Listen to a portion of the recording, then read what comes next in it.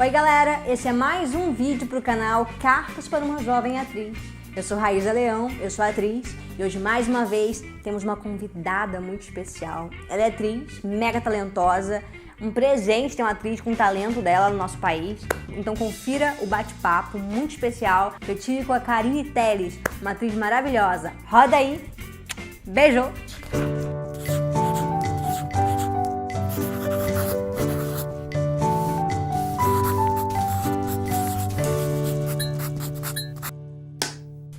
Karine, muito obrigada por estar recebendo a gente, é um prazer, é muito importante atrizes com a sua voz falar para os jovens atores, os artistas que está começando e a galera que se interessa por arte. Obrigada. Imagina, prazer.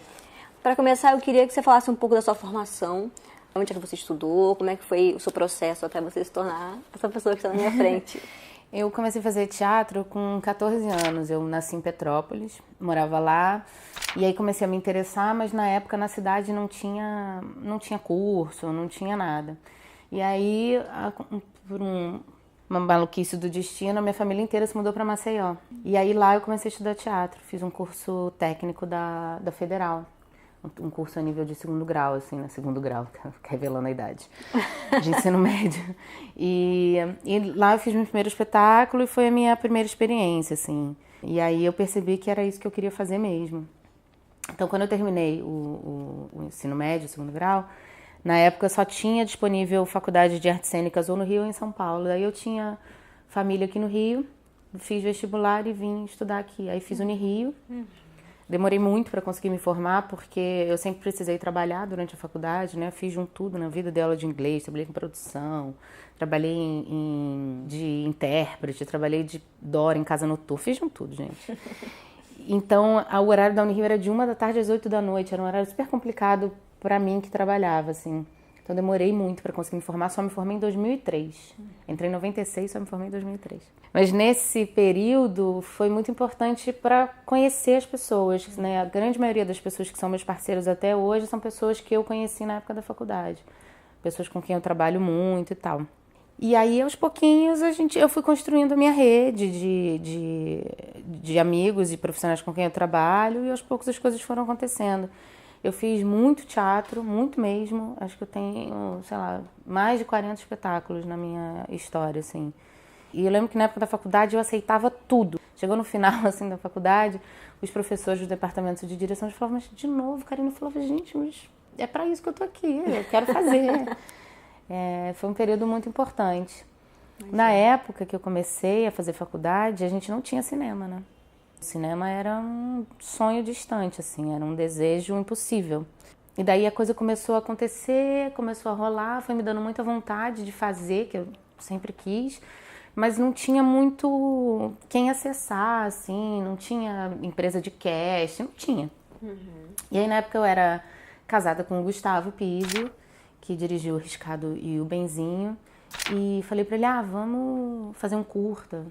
Daí eu comecei a escrever, e esse curta virou um longa, foi o Riscado, que foi o nosso primeiro filme, e daí eu comecei a conseguir fazer cinema, comecei a fazer coisas. Antes eu tinha tido uma micro experiência no Madame Satã, do Karim Ainus, que eu era assistente pessoal dele, e eu fiz uma participaçãozinha no filme.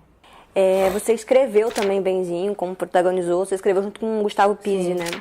Na hora da escrita do roteiro, você se imaginava com a personagem, como Irene, se imaginava em cena e, de alguma forma, assim, a escritora se comunica com a atriz? Então, é engraçado, não.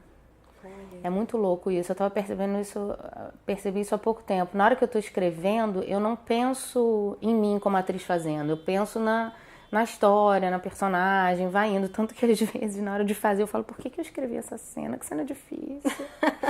Sabe? Às vezes eu olho e falo, ai, que coisa difícil de fazer, meu Deus. Mas são dois processos completamente diferentes. São canais diferentes que eu acesso. Claro que na hora de ensaiar, de estar em cena, o fato de eu ter escrito, de alguma forma, contribui para o meu trabalho de atriz, porque eu conheço muito bem aquele universo, conheço muito bem a personagem, né? Então, eu tenho um vocabulário, assim, um repertório de emoções e de sensações muito bem trabalhado, porque eu conheço desde a origem da personagem. Mas na hora que eu tô escrevendo é completamente diferente da hora que eu tô atuando. É realmente um processo distinto pra mim. É bom mencionar aqui que no Festival de Gramado, Benzinho também ganhou melhor filme pela crítica, melhor filme pelo júri popular e melhor atriz coadjuvante para Adriana Esteves. Para você, o que torna Benzinho tão especial e o que te motivou a escrever essa história? Eu acho que o Benzinho é um filme especial porque é um filme muito simples. Quer dizer, é um filme muito complexo, né? Em termos de cinema, em termos de técnica e de direção, toda a finalização. É um filme muito complexo nesse aspecto, assim, né? Uma produção de muita qualidade, mas que conta uma história muito simples. E eu acho que ele é especial porque as pessoas conseguem se identificar. Todo mundo passa por aquela situação na vida. Ou como filho que acabou de sair de casa, né? E que mora longe, e que de alguma forma eu ouvi muito isso me emociona muito, assim, entendi um pouco a minha mãe. Eu acho muito bonito quando a galera mais jovem, assim, que assiste filme fala isso, eu moro longe, fui fazer faculdade, fui estudar fora e tal, e agora eu entendo um pouco melhor o processo da minha mãe. E também as pessoas mais velhas, né, os pais se identificam também com a história, porque o que se espera é que em algum momento o filho vá sair de casa, né, o processo mais comum é esse. O que motivou a escrever foi justamente essa sensação, assim, eu saí de casa muito cedo. Eu queria fazer faculdade, então eu vim embora com 17 anos. Minha mãe quase morreu na época, mas eu não entendia, porque quem tá indo embora, eu acho que a gente só pensa no futuro, assim, né? No que a gente quer fazer, nos nossos objetivos, e como a gente é muito jovem, é uma força muito poderosa, assim, a gente não olha para trás e eu acho que é o certo, eu acho que é isso mesmo. Mas depois que eu tive filho, quando a gente começou a escrever o roteiro, eu e o Gustavo, a gente era casado e os nossos filhos estavam com quase 2 anos, assim. Aí um dia a gente conversando sobre o nosso próximo projeto e tal, a gente se tocou que se eles saíssem de casa tão cedo quanto a gente saiu, a gente falou, caramba, a gente tem pouco tempo com eles ainda, realmente a gente tem que começar a pensar que isso um dia vai acontecer e se preparar para isso. E a partir dessa compreensão, a gente começou a imaginar como foi para os nossos pais quando a gente foi embora, como vai ser para a gente quando os meninos forem embora. E aos pouquinhos a gente foi construindo a história, né? Vai colocando um pedacinho aqui, um pedacinho ali, vai criando aquele universo, aquela família, né? Muito bacana. A história. Você já teve vários filmes nacionais, um deles é Que Horas Ela Volta, também foi um sucesso. E nele também você viveu uma mãe. Uhum. Que comparação que você poderia fazer nessas duas mães, tanto em Benzinho quanto em Que Horas Ela Volta? Que mães são essas? Você pode fazer uma comparação pra gente? Acho que elas são muito diferentes, né? A Bárbara, do Que Horas Ela Volta, é uma mulher que está presa num outro contexto social, né? Ela está ali também achando que está fazendo melhor, se dedicando ao máximo pro papel social que se espera dela. Para quem assiste o filme, né, ela tá numa posição ali de antagonista, meio de vilã. Mas se você for analisar, pelo menos a minha forma de me aproximar de um personagem quando eu vou estudar é tentar entender os motivos e as razões. Porque eu acho que se você faz a personagem criticando, na hora que a pessoa está assistindo, ela não vai simpatizar em momento nenhum com aquela personagem, portanto a crítica não vai ficar tão clara. Eu acho que quanto mais a gente conseguir, o ator conseguir se aproximar do personagem e viver aquelas coisas com muita... defendendo, né, aquele ponto de vista, melhor para a história, eu acho. Uhum. E a Irene não, a Irene é uma mulher que passa por outro tipo de problema, né? Ela é de natureza feminista, assim, mas não tem nem cultura, nem vocabulário, nem conhecimento suficiente para elaborar essas questões, mas ela vive dessa maneira, né? Uhum. Ela quer terminar os estudos, ela quer trabalhar, ela quer ter uma relação de independência dentro da família. Ela está inserida num outro contexto. Os problemas da Irene são os problemas de uma pessoa que está presa num buraco da nossa desigualdade social, né? Assim, desse problema tão difícil de superar no nosso país, que parece toda vez que está melhorando que o negócio desanda de novo. Então, eu acho que se elas pudessem se juntar, elas seriam uma mãe incrível, as duas. Juntar uma com a outra ia ser perfeito. Uma combinação perfeita.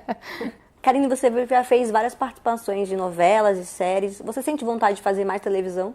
Então, eu tenho me divertido muito, assim. Televisão sempre foi uma coisa que eu fiquei meio receosa, assim, eu tinha uma certa dificuldade de entender o funcionamento, a coisa da relação da câmera. E agora, aos poucos, tem de uns 4, 5 anos pra cá, eu tenho feito algumas coisas e estou muito interessada também em entender essa outra relação. Eu nunca fiz uma novela inteira, então eu não sei como é que é isso, assim. Tomara que role em algum momento, assim, porque acho que deve ser muito interessante você ter que construir o personagem aos poucos, né? Porque quando começa a novela, você não sabe qual é o final. É uma outra forma de trabalhar, né? Quando você faz uma novela inteira, você pode começar se relacionando com uma pessoa e lá para frente você descobre que a pessoa era sua irmã. Então, acho essa relação muito interessante. Eu acho que a gente tem atores muito bons de TV, profissionais, diretores, câmeras. Eu acho que a nossa televisão evoluiu muito, assim, e tem tido produções muito bacanas, assim, de muita qualidade. Então, me interessa muito, assim, descobrir esse novo veículo também. Que dica que você poderia dar para uma jovem atriz, um jovem ator, uma pessoa que está começando? Assistir o máximo de coisas possíveis, sabe? E se você tem interesse por teatro, vá muito ao teatro, assista tudo que você pode assistir. Se você quer fazer cinema, vá muito ao cinema. Não adianta você querer fazer cinema e você não ver filme. Assim, não tem como, tem que ver muito, tem que ver tudo, tem que ver todo tipo de cinema. Eu faço muito isso, assim, eu estudo muito o trabalho de outros atores quando eu estou construindo os meus personagens. Eu sempre procuro referências, assim, eu penso, essa personagem aqui tem a ver com esse filme, aquele outro, aí vou assistindo tudo e vou pensando em coisinhas que eu posso colocar, daquela inspiração em cada coisa. Então, essa base cultural, eu acho que é o chão, assim. Não dá para você ser ator sem consumir muita cultura nesse aspecto. Vai show, vai exposição, tudo é referência. E eu acho que é trabalhar, sabe? É fazer, encontrar a sua turma, assim, com quem você se identifica, com quem você tem vontade de construir, meter a cara e sair fazendo. Nós que estamos juntos nessa profissão, padrão de beleza, idade, você acha que as coisas estão mudando, assim? Talento e vocação está superando essa coisa de padrão de beleza? Acho que aos poucos essa coisa está se transformando, né? Eu nunca fui padrão de beleza em nenhum momento da minha vida. E todas as vezes que eu ouvia, tipo, faz uma plástica, faz uma lipo, malha, emagrece, não sei o quê. Já ouvi gente falando que eu tinha que operar o nariz, tinha que botar aparelho no dente. Sempre me bateu num lugar estranho, assim, porque pra mim eu nunca achei que o meu trabalho de atriz tinha a ver com beleza, assim. Nada contra as atrizes que são lindas, perfeitas e maravilhosas. Eu acho incrível, sou fã de várias. Mas eu achava que o que eu tinha a oferecer não passava por aí, entendeu? Então eu não cedia a essas pressões em momento nenhum. Mas eu percebo sim uma mudança grande.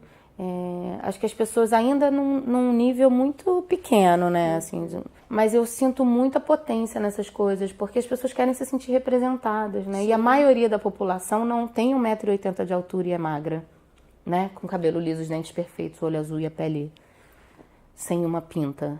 Então, essa coisa da representatividade é muito importante, assim. A gente precisa se enxergar, porque a força da arte é a empatia, né? Quando você vê um filme, lê um livro, escuta uma música que te toca em alguma questão sua humana, né? Que te faz se sentir menos sozinho, são esses momentos de epifanias que a arte dá pra gente, que fazem a gente perceber coisas e evoluir como ser humano, né? Então, acho que quando você vê um ator, uma atriz com quem você se identifica de uma maneira um pouco mais geral, assim, mais profunda, isso mexe com quem está assistindo de uma outra maneira, né? Eu ouvi muito isso. O filme estreou no Festival de Sundance, nos Estados Unidos. E eu ouvi algumas vezes lá nos Estados Unidos algumas mulheres falando: muito obrigada por ser uma mulher normal. Porque eu sou a protagonista do filme e sou uma mulher normal. Quantos filmes tem? Não tem, as protagonistas são sempre lindas, perfeitas. As atrizes, tanto as atrizes de Hollywood quanto as atrizes brasileiras, são mulheres lindas. Eu percebo esse dano na minha vida. Quantos filmes românticos eu assisti de histórias de amor, nunca tem uma mulher normal. Elas são sempre lindas. Então, às vezes, eu fico pensando, eu só posso ser amada e amar se eu for linda, se eu for perfeita, se eu não tiver nenhuma falha. Então, eu acho que não tem negras, não tem negros. É complicado, né? O mercado meio que cria um padrão, estabelece esse padrão. E então, acho que a gente está começando a perceber que tem lugar para mais de um modelo, né? Para mais de uma voz, assim. Nada, assim, tudo é válido, né? Mas é legal ter tudo, né, também. Eu acho importante. Nosso país está passando por um momento complicado. Como é que você tem enxergado a arte nesse caos? Então, de alguma forma, eu sou uma pessoa muito otimista. Que bom. Eu tento enxergar sempre o lado bom das coisas. Eu acho que, de alguma forma, toda essa confusão que a gente está vivendo, essa sensação de retrocesso, esse medo de uma volta de um período duro e de restrição e de censura e de cerceamento moral e tal, eu acho que fez com que os artistas e os pensadores e os educadores e uma grande parte da população entendesse o seu lugar na sociedade. Porque acho que a gente passou por um período no Brasil em que parecia que estava tudo muito bem, né? Que parecia que a gente estava indo muito bem. E eu acho que o que aconteceu agora foi importante para a gente ver que não, a gente tinha uma estrada muito longa para percorrer ainda. Porque a evolução não se dá de maneira horizontal, né? Vai indo aos poucos. Então, ao mesmo tempo que a gente tem uma elite cultural no Brasil extremamente evoluída, talentosa, capaz, né? Elite intelectual e cultural do nosso país, a gente tem gente que não tem nenhum acesso à cultura. E eu, de fato, acredito que a cultura é a arma mais poderosa de evolução social. Eu acho que você pode estudar, você pode fazer faculdade, e se você não tem contato com a cultura, você não é um ser independente e pensante, assim. Você não tem a capacidade de existir enquanto na sociedade. Você enxerga só você. Eu acho que a cultura que é o que faz a gente ser humano, a gente se enxergar como igual, assim, né? Entender que você tem uma vida cheia de coisas e complexa e os seus motivos para falarem bom dia de um jeito ou de outro são motivos totalmente pertinentes e que não tem nada a ver comigo, sabe? Eu tenho uma impressão de que vai ser importante essa nova união que está surgindo, essa coisa das pessoas ficarem mais próximas. Acho que vamos viver um momento bonito e importante de produção cultural, porque o assunto ficou mais claro, né? A gente agora, o inimigo está mais claro, a gente sabe contra o que a gente tem que lutar, e eu acho que isso de alguma forma foca um pouco e faz a gente ficar mais... Vamos ver, eu tô falando isso, mas estou com um pé e meio atrás, assim, super querendo entender o que vai acontecer. Não vou dizer que eu não tenho medo, porque eu tenho. A gente está terminando a entrevista, a gente sempre pede para o entrevistado, o convidado, indicar um próximo. Você é uma indicada, você é indicada do Antônio Saboia. O Saboia te indicou, a gente pede que você indique um amigo. Tem que ser ator ou pode ser diretor? Pode ser diretor. Então vou indicar o Felipe Shaw, que dirigiu Fala Comigo, que é um filme que eu fiz há 2 anos atrás, que eu adoro. O Felipe é um cara que entende muito da costura dramatúrgica, assim. Ele escreve roteiro, escreveu para um monte de gente. E é um diretor muito sensível também. E eu acho ele uma pessoa que fala bem, que tem coisas interessantes que podem acrescentar, assim. Karine, muito obrigada. É um prazer ter você aqui. Eu tenho certeza que contribuiu muito para todos nós aqui, para quem está assistindo. Sou muito sua fã. Suas filmes são maravilhosos. Você é uma atriz, assim, que eu não sei nem o que falar. É só de emocionar. Obrigada. Obrigada, prazer. A minha carreira, por exemplo, demorou muito pra acontecer, assim. Eu realmente só vivo do meu trabalho de atriz há menos de 10 anos. A gente tá vivendo um momento muito louco, né? Porque ao mesmo tempo que o mercado tá se abrindo, principalmente o mercado audiovisual, está crescendo muito, né? A gente está num momento político muito delicado, em que a gente não sabe o que vai acontecer em termos de apoio estatal para as artes, né? Os artistas viraram os vilões, de repente. E os professores, né? Os atores e os professores são um problema do nosso país, na verdade.